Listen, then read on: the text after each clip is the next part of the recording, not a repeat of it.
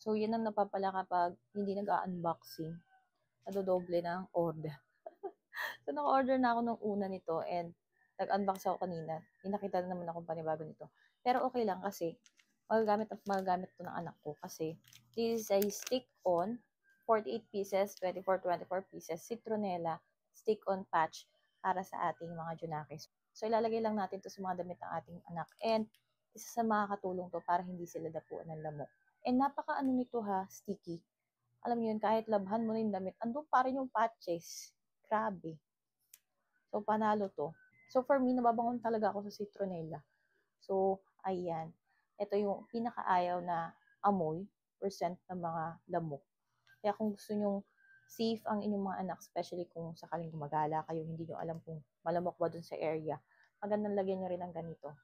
So, ako, madalas ako may dalang ganito, isang buong ganito, kasi, so kung sakali may mga kasama kayong bata, nilalagyan ko ng ganito.